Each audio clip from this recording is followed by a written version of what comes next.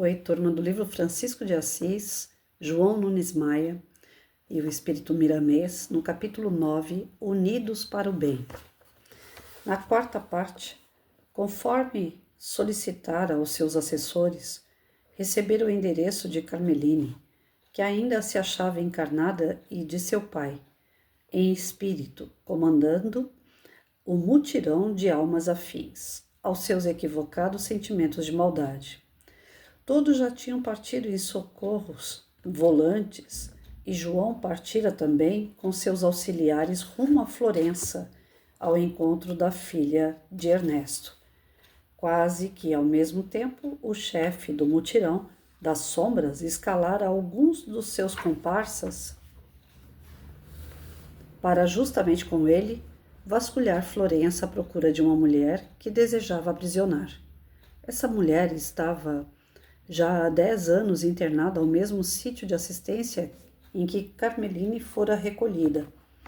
Era uma matrona que em tempos idos molestara muita gente com poder em demasia e maldade em abundância, e que, arrependendo-se depois, internara-se na casa das irmãs do bem, procurando esquecer o mal e o passado.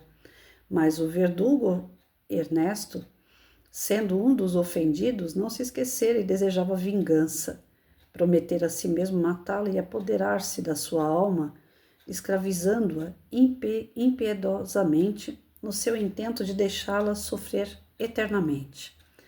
E os corvos da maldade começaram a sobrevoar a casa de assistência, não sabendo que as aves de luz lá já estavam pousadas, em convívio com aquelas irmãs de caridade que, convertidas, trabalhavam convertendo irmãos para Cristo. O velho leproso se preparava para um encontro com a antiga megera. Como dizia, iria partir-lhe o crânio, desatando de sopetão os laços que aprendiam a terra, para no mesmo instante apoderar-se do que queria. Seus serviçais estavam a postos, devidamente preparados para levá-la acorrentada, e ela responderia pelos seus crimes no tribunal que formara, com todos os seus algozes. Seria uma noite de glória. No entanto, o destino era outro. Acresce notar que João Evangelista, que chegara antes do verdugo, procurava sua filha.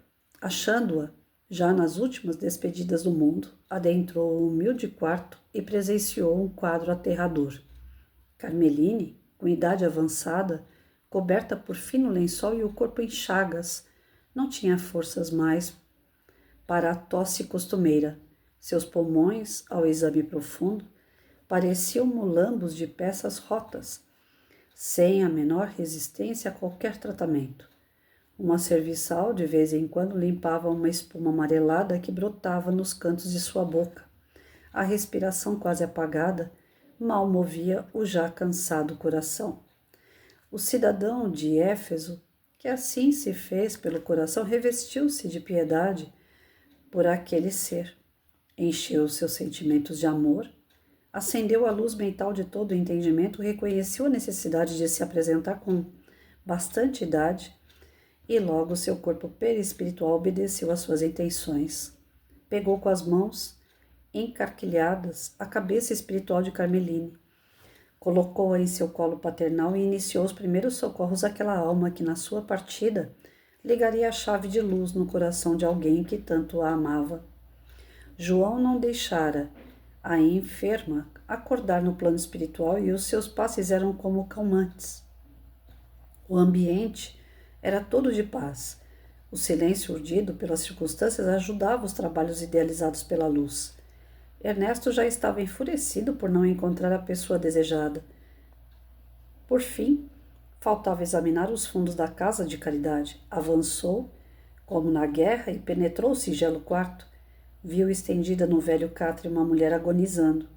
Quando se foi virando nos calcanhares como um raio para que a situação não provocasse desânimo em sua nefasta atitude, pai João assegurou em sua mente uma profusão de luzes, fazendo-o olhar demoradamente a enferma. Buscou nele as lembranças da sua filha, e ele reagiu com todas as suas forças mentais.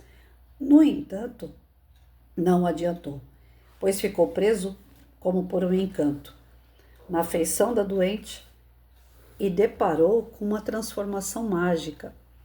Aquela velha enferma tomava a forma da linda jovem Carmeline, dos antigos tempos. Ele passou a mão esquerda nos olhos vesgos, pensando que sonhava acordado, todavia a visão aumentava. Era ela mesma. Pai João se fez presente com ela no regaço paternal, doando-lhe todo o amor e acariciando seus cabelos brancos, amarelados por quase um século de existência. Ernesto balançava a grande cabeça, como que a jogar para fora de si os pensamentos, mas não conseguia. Na mesma hora em que via a velha em estado de coma, estendida no leito de morte, via igualmente sua filha do coração. E as lembranças eram todas de uma nitidez impressionante. Com o tempo, Carmeline foi parar em Florença, conduzida por alguns ciganos com os quais se familiarizara, tornando-se filha do meio. Os andarilhos, vendo nela alguma lucidez, acharam conveniente carregá-la pelo mundo, porque não tinha parentes nem interessados que pudessem atrapalhar a sua ida. E essa esquecera sua procedência e não fazia notar a falta de seus familiares. Rodara por muitos lugares na Itália, sem nada exigir dos ciganos, trabalhando para eles e dispensando grande atenção às crianças. A cozinha era-lhe um dever de muita alegria. E assim passaram-se anos.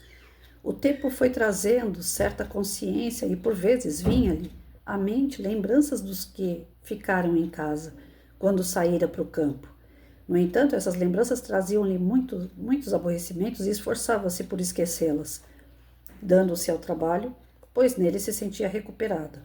Certa feita caiu adoentada, as longas viagens, a mudança de temperatura e o trabalho intenso desnutriram cada vez mais seu frágil organismo, colocando-o em perigo.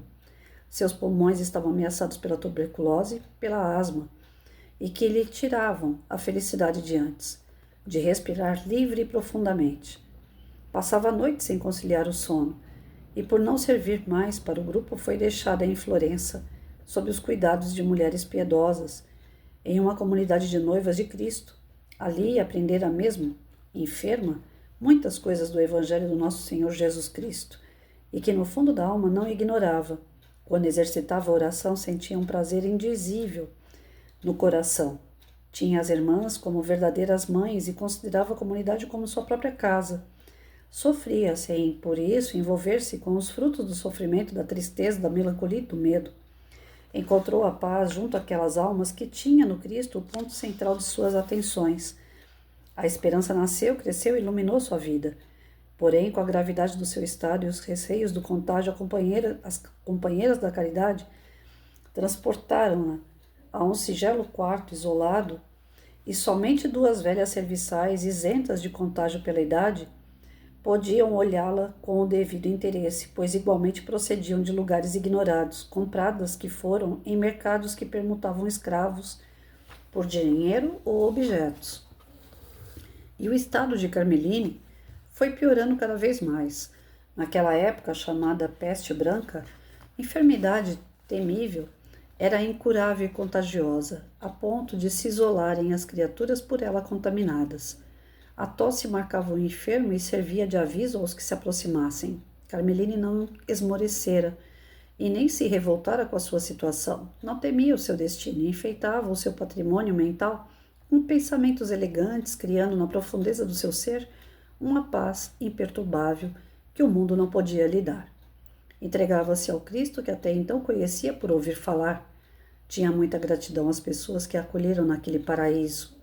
É necessário lembrar que, na consciência de Ernesto, considerado verdugo, iludido cada vez mais acerca da maldade, por incrível que possa parecer, no seio de todo o ódio praticado, no desbravar da selva de sua consciência, bruxuleavam de tempos em tempos alguns raios de piedade diante do sofrimento alheio. Debalde era o esforço que fazia para cobrir ou apagar esse raquítico sentimento, plantado pelo tempo e irrigado por Deus. O Cristo interno, existente em cada ser, começara a despertar, como numa gestação de nascimento no campo uterino. O tempo é o bastante para marcar o período de formação no envoltório da carne. A semente jogada no seio da terra tem o mesmo destino, apropria-se das qualidades da natureza e na hora certa desabrocha verticalmente, na busca da luz, na busca do céu. O ovo, ao sentir o calor da galinha, em temperatura adequada, é movido daqui para ali, à espera do tempo que é a mão de Deus na formação das coisas, senão da própria vida. E o pinto sente no peito a ânsia da liberdade e começa a ouvir a voz interior e parte a carapaça, que antes era intransponível, e se porventura não encontrar forças para tal, elas virão em seu auxílio do exterior e o ovo será partido. E com o homem não foi diferente. Ernesto, já nascido para a carne, precisava ainda nascer para o espírito, e a hora soava, sem que nada pudesse reter. João Evangelista, como mestre das coisas do espírito, fazia-se como a ave-mãe. Se porventura demorasse a nascer, estaria ali, em nome de Deus e do Cristo, para despertá-lo do sono enganoso das linhas evolutivas para a plenitude da própria vida em expansão infinita. É justo nos lembrarmos dos preceitos do Mestre que falava sempre por intermédio dos seus discípulos, como lentes de primeira abertura, e eis a opinião de Paulo aos Efésios, capítulo 4, versículo 22, que poderemos ajustar ao caso de Ernesto, no sentido de que, quanto ao trato passado, vos despojeis do velho homem, que se rompe segundo as suas concupiscências do engano. E prosseguindo nos versículos 23 e 24, assim determina com segurança: e vos renoveis no espírito do vosso entendimento, e vos revistais do novo homem, criado segundo Deus em justiça e retidão, procedentes da verdade. Eu vou parar por aqui.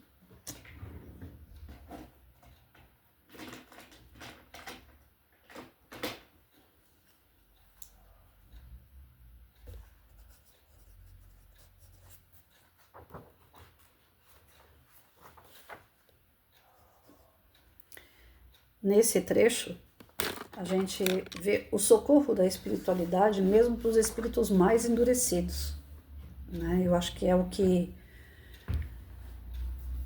a gente enfatiza aqui nesse trecho, é o que a gente precisa pegar para nós, né?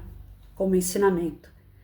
Por pior que seja um espírito, por mais endurecido que ele seja, maldoso, que ele tenha a ruindade no seu íntimo, ele não vai ficar para trás, porque todos nós fomos criados simples e ignorantes, mas com o objetivo de evolução, para se chegar à perfeição.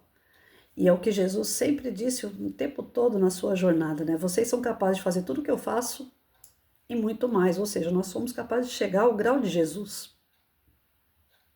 Se nós temos essa capacidade de nos tornarmos espíritos puros, o atraso para essa chegada, para esse objetivo, parte de nós mesmos, as nossas escolhas erradas, os trajetos, os caminhos que nós tomamos que são errados. Mas isso não significa que a gente vai ficar naquele caminho para sempre. A benevolência de Deus é tão grande que se a gente não encontrar o caminho certo, Ele vai trazer o caminho certo até perto de nós. Ele vai mostrar esse caminho. Ele deu o exemplo aqui do pintinho dentro do ovo. Tem um momento certo para despertar, para sair da casca. Mas caso não ocorra, um fator externo vai acontecer e aquela casca vai se romper. Assim acontece com a gente. Então eu acho que o que me marcou muito aqui nesse trecho não é nem tanta passagem em si, né? Do Ernesto, da questão da filha, né? Dessa mulher que aparecia para ele, a Carmeline, que ele queria tanto dominar o espírito dessa mulher. No fundo, vinham alguns raios, alguns flashes de bondade nele. E foi assim que Francisco conseguiu atuar, chegar nele, trazendo a lembrança da filha que ele amava. para que tocasse ao coração e ele não quisesse fazer a maldade àquela mulher, que um dia também escolheu caminhos errados, mas já tinha desistido desses caminhos. Quando foi resgatada pelas irmãs, tudo mudou na vida dela. A sua questão da saúde fragilizou ela e trouxe ela numa consciência maior de espírito. Muitas das vezes a gente acha ruim de ficar doente. E aí tem aquelas pessoas que falam assim, o espírita gosta de sofrer. Ninguém gosta de sofrer. Mas o espírita entende que o sofrimento, a dor, a doença é expurgar algo de ruim que nós fizemos. É se libertar de um mal. A doença ela não é nada ruim quando ela é compreendida. Pelo contrário, ela é nossa amiga. A doença é no corpo físico, ela está limpando o que o espírito causou a esse corpo, o que o espírito causou a outras pessoas. Nós realmente estamos fazendo uma limpeza quando estamos doentes. Então, Patrícia, não precisa tomar remédio mais. Não vamos fazer mais tratamento, não vamos buscar a cura. Que a gente vai ficar limpinho de espírito, é isso? Lógico que não. Seria suicídio, né, gente? Se a gente não for buscar cura, se a gente não buscar se tratar, nós tivemos a honra de receber um corpo para cuidar dele. Então é claro, é óbvio, que nós vamos buscar médico, que nós vamos buscar tratamento, que nós vamos fazer nossos exames, nós vamos tomar nossos remédios no horário certo. Só que a gente vai compreender que aquela doença pode ser passageira ou não. Se ela for passageira, olha que maravilha, né? Mas a gente tem comorbidades que não são passageiras, que nós vamos ficar tomando remédio, indo no médico, fazendo exame, constantemente. E isso não é motivo para desanimar, é isso que eu quero dizer. Nós não temos que desanimar porque nós estamos doentes, nós temos que continuar felizes, entender que aquilo ali veio para o nosso bem. Mas isso não significa que eu vou me entregar àquilo. Ontem mesmo eu estive fazendo uma palestra no Seja, lá na Penha, e assim que eu abri o portão para entrar, eu dei de cara com um trabalhador da casa que eu imaginava que eu não fosse encontrar tão cedo. A esposa dele falando para mim, Patrícia, ora pelo meu marido, ele está com câncer. A última pessoa que eu poderia imaginar de encontrar naquele centro ontem à noite era ele. E foi a primeira, lá no portão, sorridente, me deu aquele abraço. Falei, gente, eu não acredito que ele está aqui. Porque quando se trata de câncer, a gente já tem aquela predisposição de pensar assim, não vai durar muito, né? Mas hoje em dia, o câncer, ele é apenas um sinal de alerta. Ele já não é mais aquela doença que, eu tô com câncer, eu vou morrer. Não é mais.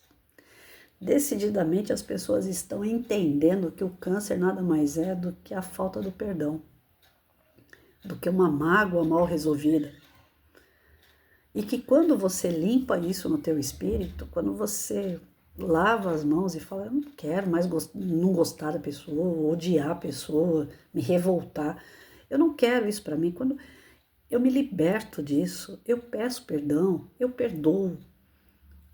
O câncer praticamente evapora, porque o câncer são essas energias que nós movimentamos dentro de nós negativamente, apodrecendo nossas células. Mas quando os pensamentos e os sentimentos são voltados para o bem, para o bom trabalho, para a dedicação a Deus, essas células vão sendo renovadas.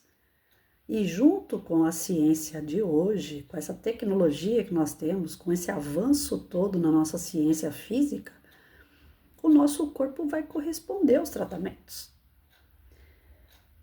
Então, tudo está dentro de nós, a nossa escolha, o nosso livre-arbítrio é o principal, é saber usar. E quando nós usamos errado, quando nós erramos esse caminho, existem outros para retomar. Mas é uma questão de livre-arbítrio. Para retomar qualquer caminho, para refazer a sua vida, para refazer a sua história, depende de você. Não depende de ninguém.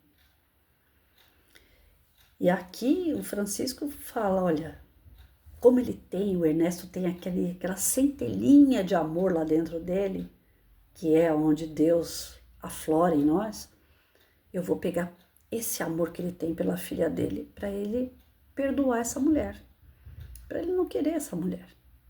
Para que escravizar? Porque tiveram um problema no passado, o problema já foi, passou. Segue sua vida. Te prejudicaram? Gente, o que não faltou na minha vida foi pessoas que me prejudicaram, assim como na vida de vocês, eu tenho certeza. Sempre tem, ou no trabalho, ou na família, sempre tem alguém que vai nos dar prejuízo. Só que quem deu o prejuízo já está comprometido. Eu não preciso desejar, eu não preciso fazer nada para aquela pessoa. Já está comprometido. O que eu posso fazer por aquela pessoa é orar para que ela não tenha prejuízo.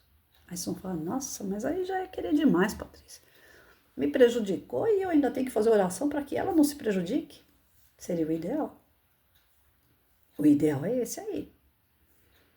Porque além de eu ter perdoado, eu ainda estou fazendo bem. Olha que sublime. Mas nós estamos ainda muito longe de alcançar essa sublimidade toda, né?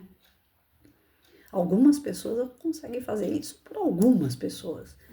O ideal é que a gente faça isso para todas. Você está vendo que a pessoa está mentindo para você. O problema é seu ou é da pessoa que está mentindo? Você está vendo que a pessoa está te traindo. O problema é seu ou é da pessoa? Ainda vou querer ficar com essa pessoa? Não, vou fazer para ela o que ela está fazendo comigo. Vai resolver? Vai amenizar sua dor? Vai romper o prejuízo? Vai te dar algum lucro isso? É claro que não. Então para que eu vou fazer? Só por orgulho? Tá aí as chagas que Jesus dizia, orgulho e egoísmo. Pelo orgulho de falar, eu consegui. Já que eu não sou feliz, ela também não é. Não tem aquela frase idiota que o pessoal fala assim, de relacionamento, né? Se ele não for meu, não vai ser de ninguém. Olha, o auge do egoísmo e do orgulho. Se ele não for seu, ele que seja de quem quiser. E você segue a sua vida. E você vai ter outras pessoas, outras oportunidades e a mesma coisa quem tiver com você. Nós estamos aqui de passagem. Ninguém é de ninguém. Nós não podemos querer ter o poder de Deus, de falar, eu mando, é do meu jeito, é como eu quero. É orgulho. Uma vez na palestra que eu estava assistindo há muitos anos atrás, eu acho que eu tinha uns 20 anos, o palestrante falou assim, quem aqui não é egoísta? Levanta a mão. Eu mais que imediato. Quem aqui não é orgulhoso? Eu mais que imediato. Aí ele começou a colocar situações aonde ele foi identificando quem era orgulhoso e quem não era. Ele não expôs ninguém ali naquele momento, mas ele pediu para a gente levantar a mão, né? Por exemplo, quem aqui gosta tudo do seu jeito? Se alguém bagunça suas coisas, você fica nervoso. Eu levantei a mão de imediato. E aí ele foi dando outros exemplos desse tipo. No final das contas, dos exemplos que ele foi dando, eu falei, caramba, eu sou muito orgulhosa, eu sou muito egoísta. Sabe qual é o problema nosso? É que a gente não analisa. A gente sempre vê como é que fala aquela passagem de Cristo? A gente vê a trave no olho do outro, mas a gente não vê o argueiro, né? Eu não sei a palavra certa. No nosso olho, né? A gente vê o defeito do outro, mas não vê o nosso. Tem uma historinha, eu dei essa historinha uma vez em reunião de pais. Eu li essa história, e contei na reunião de pais. Uma mulher ia na vidraça e olhava para o varal da vizinha. Aí ela chamava o marido e falava assim, olha lá, marido, olha o lençol daquela mulher todo sujo. toda vez que ela lava o lençol fica encardida desse jeito. Ô, mulher porca! Aí o marido escutou uma vez, 2 vezes, e sempre a mulher chamava o marido. Aí um dia o marido falou assim, peraí, sempre o lençol dela tá sujo? Sempre tá encardido? Sempre, marido, sempre. Não tem uma vez que eu não vejo ela pendurar o lençol lá no varal dela que não tá sujo. Essa mulher é muito porca. Aí o marido falou, tá bom, espera um pouquinho. Aí o marido foi, deu a volta por fora de casa e ela lá na janela. Aí o marido foi, limpou os vidros. Aí a mulher olhou lá pro lençol. Vocês já podem imaginar, né? Não era o lençol da vizinha que estava sujo. Era o vidro dela. Quantos de nós não somos assim? O nosso vidro está sujo. Não é o lençol dos outros. E a gente quer culpar o outro por aquilo que nós estamos vendo. E aí a gente quer escravizar o outro como se isso diminuísse o problema. Não, ele tem que aguentar até o fim aquilo que eu vou ficar falando no ouvido dele até o dia que eu morrer. Tá resolvendo o problema? Ou só tá agravando? É isso. Eu acho que a reflexão que a gente tem aqui através do texto de hoje, ninguém é de ninguém, ninguém vai tomar ninguém para si, não melhora a situação fazendo isso, não melhora não perdoar, não melhora sendo egoísta e orgulhoso, não melhora. A gente só vai complicar a nossa vida. Só que mesmo pessoas endurecidas deste jeito, com essa descrição toda que eu estou passando, todos nós somos filhos de Deus. Todos nós temos a centelha de Deus lá dentro de nós. Temos alguma coisa, por menor que seja, que a gente gosta. O fato de gostar significa que a gente tem bom sentimento. E esse bom sentimento, uma hora ele vai ter que germinar. Mas dia menos dia nós somos feitos para desenvolver, nós somos feitos para evoluir. Mas dia menos dia isso vai germinar. Você querendo ou não, você vai sair da casca do ovo. Você vai acordar para o lado espiritual. E quando você acordar para o lado espiritual, aí você vai entender o que é verdade e o que é passageiro. O que faz parte de um cenário, de um momento, de uma vivência, uma experiência, e o que é seu de verdade. O que é seu de verdade é só você. É o seu amor que vai desenvolver dentro de você. E a gente vê também que a espiritualidade não desiste da gente, por pior que a gente seja. Vai ter sempre um espírito amigo que vai chegar perto tentando nos acolher, tentando nos ajudar, clarear os nossos pensamentos, os nossos sentimentos e fazer a gente se ligar com o Pai. Sempre a gente vai ser socorrido, sempre.